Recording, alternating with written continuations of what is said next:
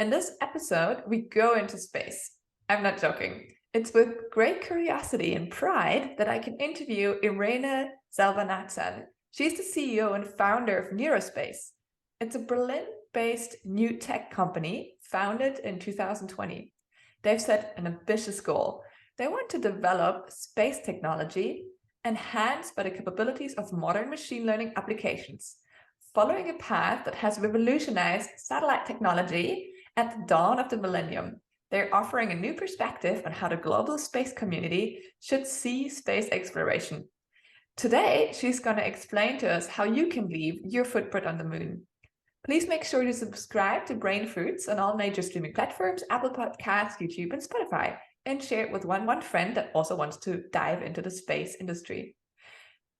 Good morning, Irene. It's such a pleasure to have you. Good morning. Same to me. I love to be here. Thanks for inviting me.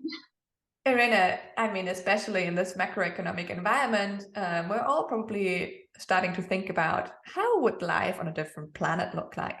Can you tell us a little bit about yourself, your background in engineering, and how your journey into new space tech came about?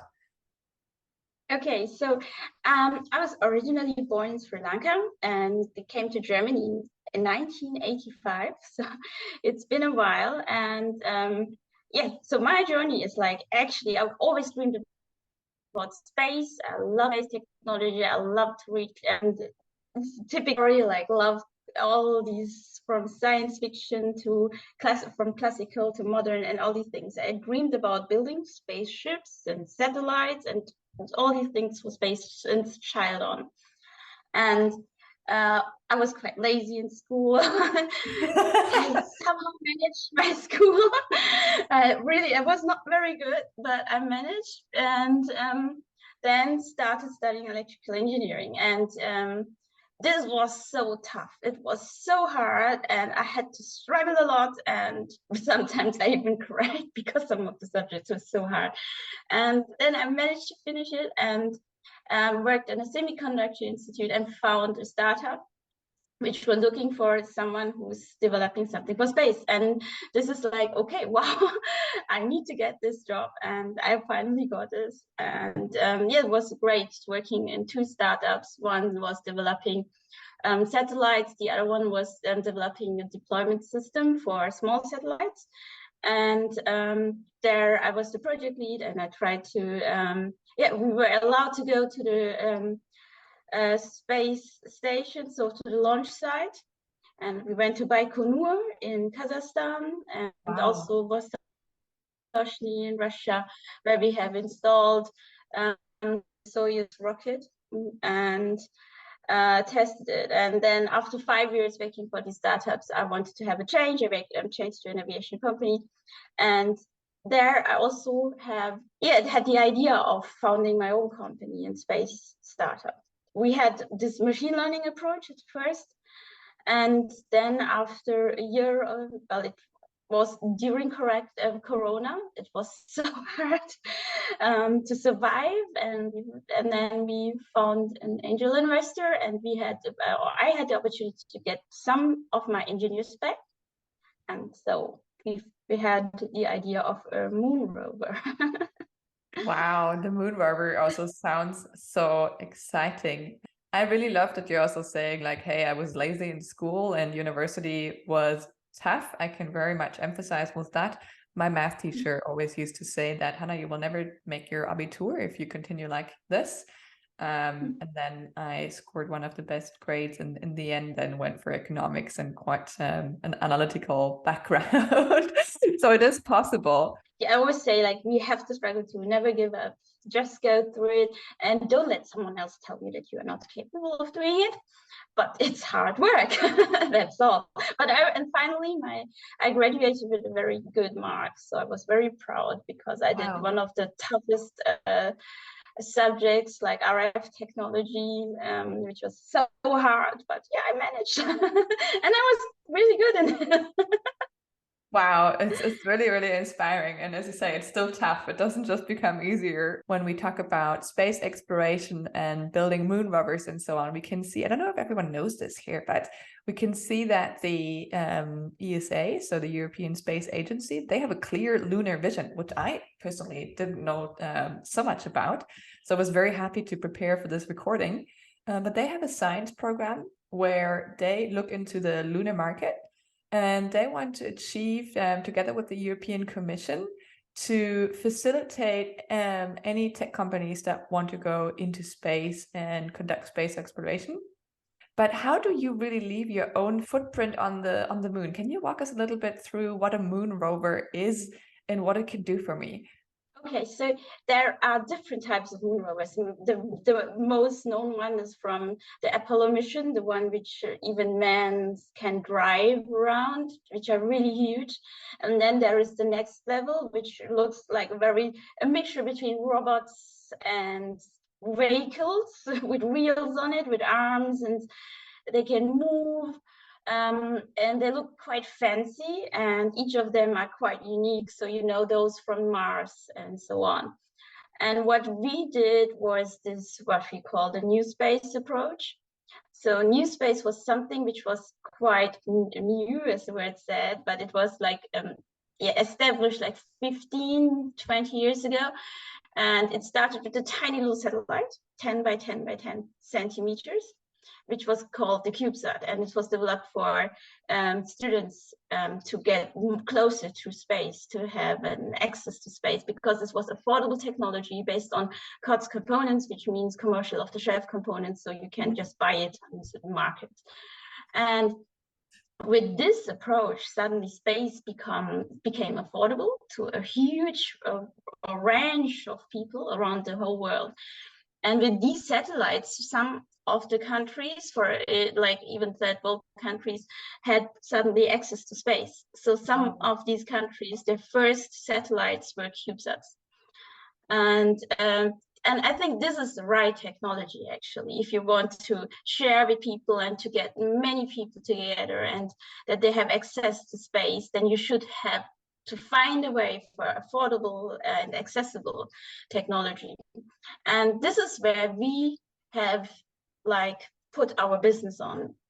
So we thought taking this approach should be the best to reach the moon. Mm-hmm. So our moon rovers are simply CubeSats, which had got this chassis around it, the wheels, and we have motorized them and made a rover out of satellites. And so this is why we had this good business idea and why we became quite popular within months. And this is like, people can use the existing technology, which is based on CubeSats, their payloads, which they have developed originally for CubeSats, but which they can now qualify for the moon. So they don't have to change the technology. They don't have to invent something new, but they can just qualify the existing technology, which makes it affordable, scalable. Our technology is based on CubeSats themselves. The CubeSats are affordable satellites which were originally developed for students and to get or bring them space or get them more access to space and understand satellite technology.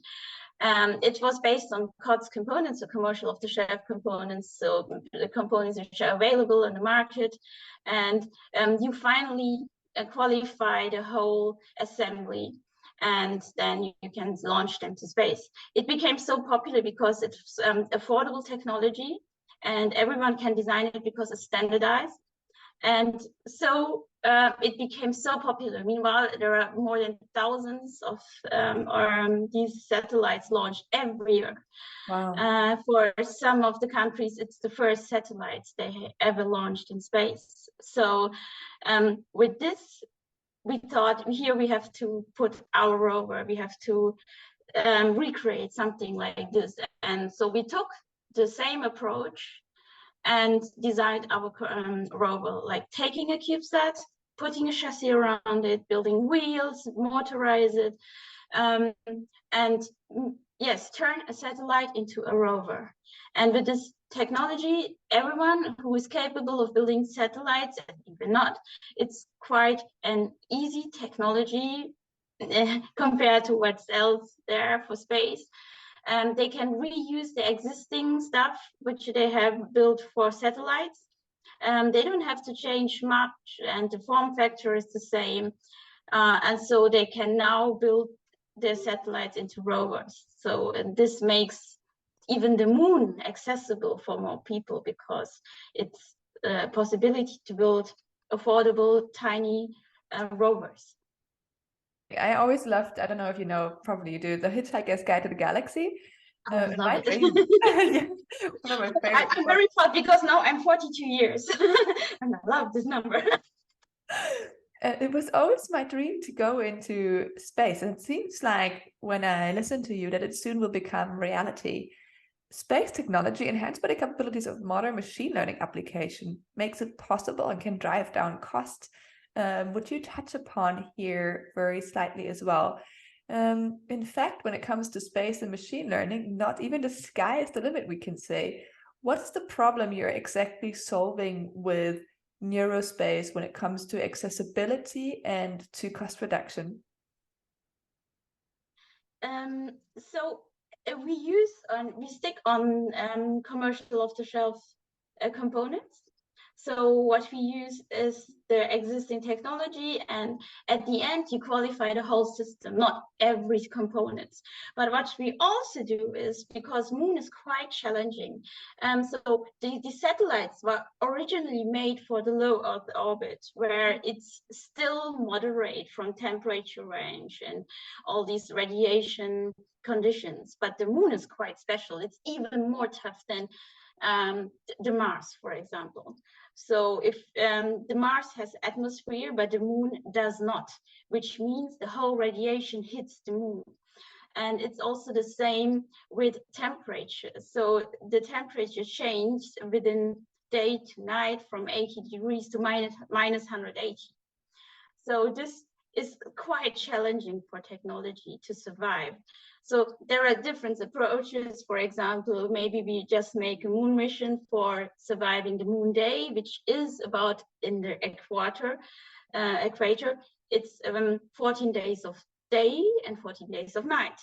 But if you go down further, then it's the South Pole, for example, then you have more than 200 days of days. And so your rover can really fulfill a whole mission. And what we do is to qualify the rover for these conditions. And then we say, okay, it will, for this mission, it will survive the day, the moon day, which is quite long. But therefore, we will qualify some of the components. We will just take a closer look. We go to radiation chambers and see what the impact of radiation is on the system, on the components and stuff like this. So we do much more than qualifying it for the low Earth orbit. But we always want to share it with others. That's why we also work with research institutes together, and we write papers, and we want to share it with people, because we want many people to get access to this, yeah, and to access to the technology, and can get use of our knowledge as well. So this is why we try to make it affordable for others as well. Sharing knowledge. Yeah, I love the sharing knowledge approach. I think it is so vital, especially I love that you don't focus only on hoarding and sitting on your own technology, but that you're sharing it with research institutes and writing papers about it, because it just enhances innovation so much. It's also probably a huge interest for investors, because according to PwC, the lunar market is supposed to surpass a value of, hold your horses, 142 billion euros by 2040. And there's three main areas of output that they take into account when coming up with that ballpark number. One is the transportation of humans and resources between Moon and Earth, as well as some potential applications of projects in the lunar orbit. Then there's also a huge interest into exploration of Moon data on Earth, covering things like technical data for mission preparation and research, but also entertainment data for leisure usage on Earth. I don't really know what that looks like yet, but I imagine myself virtually being able to go on the moon and jump around there. And the last thing is the resource utilization, which stretches from like mining over manufacturing to exports and infrastructure projects. What is the role of machine learning? So yes, machine learning is getting more and more popular. But for robotics, of course, it's very important because you need it to, how to say, solve certain processes. And for example, you don't have navigation on the moon, a navigation system on the moon. Like here, you have this GPS or whatever, but this does not exist there. So you have to process this by some kinds of machine learning application. For example, like the robot needs to know I went this and that path, here I turned around, and so that it remembers the way back and also starts mapping. And in case of not or losing contact, that it knows like, okay, here was the last point I got my contact, and so I will turn around and get back to that point, something like this. So it's really important, especially in these environments. So machine learning is one of the most important parts here. And if you then want to connect with other rovers, and if you want to do kind of shared missions, swarm missions and stuff there, you need this intelligence as well. So everyone has his task and coordinate at a certain point on their own, but also can join together and share the tasks here and there.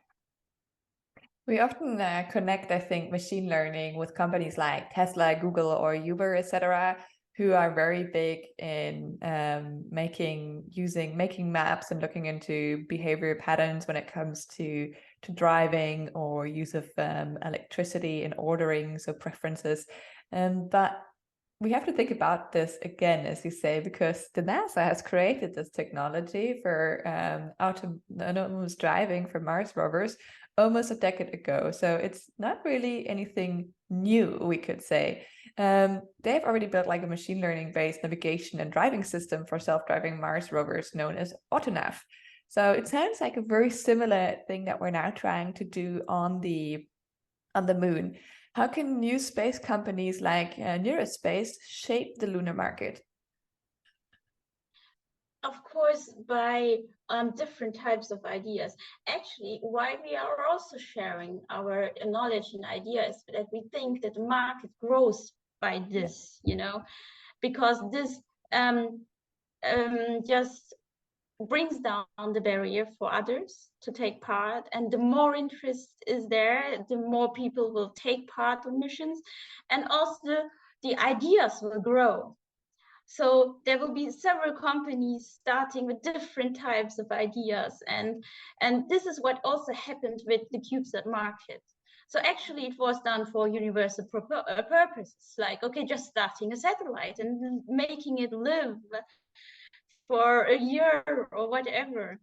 But then they found out if we just extend the satellite, we call it 1U, this 10 by 10 by 10, so 1 unit, and instead of 1 unit, we take 3 units, then we have 2 units of payloads.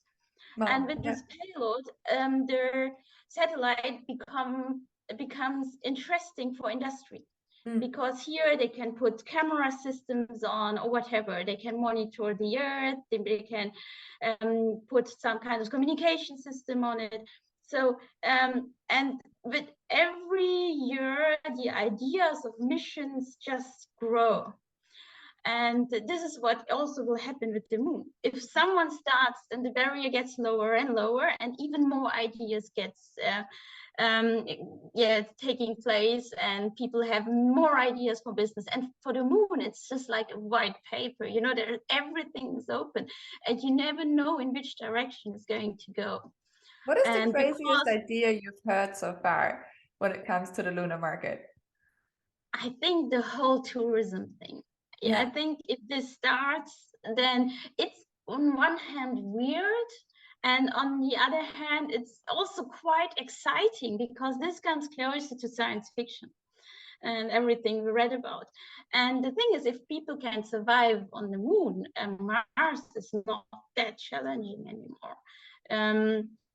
And to access the moon, to access the Mars by taking the moon as a gateway is much better than starting everything and bringing it from the Earth directly to the Mars. Because you just need a small capsule and stuff like this. And the best thing is there might be possibilities of water, and you can mine it, and you can take it directly from the moon to Mars, for example, which makes it also affordable. And that's why surviving on the moon might be possible, more possible than on the Mars, because these things are available. And I think this is something great, because here we are now about to create science fiction and turn it into reality. And for me, the best thing of this is, I think if we start these things, maybe mankind has something else to do now instead of just dealing with war and stuff, because now we have new spaces to go, new spaces to conquer. It's very inspiring. It makes, like, lunar exploration makes humankind almost a better humankind or a better space kind, just because it goes back to our innovation potential. Maybe we are at the edge of our innovation potential on Earth. Now, we've talked a lot about, like, exploring new planets and the possibility of the moon that it can give to us to maybe even survive on the moon and to tap back into our human innovation, our human curiosity when it comes to exploring new territories. This involves a lot of uncertainties. There's a lot of unknowns. How do you, in general, as a CEO, deal with unknowns and uncertainties when developing new technology? Well, this is really challenging part of everything, because either you deal with this too much and you put too much effort in it, or you just say for certain problems, if you know maybe at one time someone will come around with this and that problem, and then I always say to my engineers, if it comes, we'll deal with this at that point. So please don't deal with it now. For example, we have not that much money, so sometimes we have to 3D print some stuff to try out, and they come like, okay, what is if we need it in 2 months in metal? So I say, like, okay, if someone asks us to print it in metal, then we will do it in 2 months. But now our budget says plastic. And that's what we can do. So we always do it step by step, and like what's affordable and what's reasonable for this time. And if things and the conditions change, then we will adapt to it. And I think that's the best thing of developing. So otherwise, you will always, if you want to solve it with everything in maximum, this might break your neck, at a certain point. Yes, you always have to make sure that you always, with every day, you get forward. Now, Irene, having heard about your success story with Neurospace and your constant way of innovating, working in iterations, what are some recommendations that you would have for our listeners when thinking about a future job in the space industry? So first of all, even if you are still studying in the final stage of your studies, just look at vacancies and stuff. See what's been required, what's been needed, especially the skills. Which, for example, if you want to go for developing, which software do you need to know or something, with all these requirements, and start to learn before you are finished, or just take additional courses. I also say, like, as an engineer, do some business stuff as well, just learn it, or quality management, which is quite important. Yes, so I think preparing is always the best thing. And getting more into it, learning a lot about this whole technology. And if you are able to do something sideways, like having a kind of hobby in this direction. It's always very nice. Yes, and then of course, within time you gain experience, and with this experience you get more confident in what you're doing. So there you know which direction is more suitable for you or not. And always follow what you really like to do and not push yourself into something you actually don't want. If you just have this feeling like, I somehow feel uncomfortable here, don't follow this too much. So because you will get really how to say, unsatisfied. Yeah. This is what happens, and that's bad. You always should find your way, that you have fun, especially space technology is nice. So if you're not into software, then try out hardware or business or whatever. It's so inspirational. I think like what we often forget is that it has to feel good. And it doesn't mean it has to be easy. I think this distinguishment is a differentiation that people don't always understand. Once you just feel like you're having, you know, it's your curiosity just gets a grip on you, and that's probably a good way to go, even if it means you might need to do some extra courses, you might need to go back to university, you might need to take a side job for some time. I think it is super vital to spend your valuable time, might it be on the Earth or soon on the moon, and being always driven by passion and pulled by curiosity. So really loved this recording, Irene. It was a great pleasure to have you on the show. I'm only left to say a big thank you for showing us how the lunar market can look like and what Neurospace is all about. Thank you very much for having me there. It was great fun. I loved your question.